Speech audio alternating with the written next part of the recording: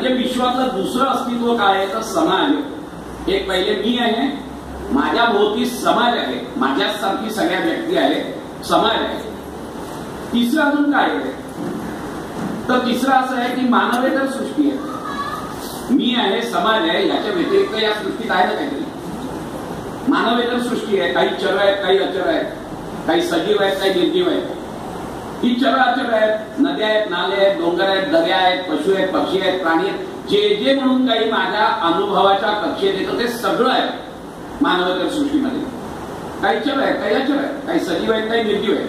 त्यामुळे हे तिसरं वर्तुळ आहे की या सृष्टीमध्ये मानव मी आहे, मानव समाज आहे आणि मानवेतर सृष्टी आहे.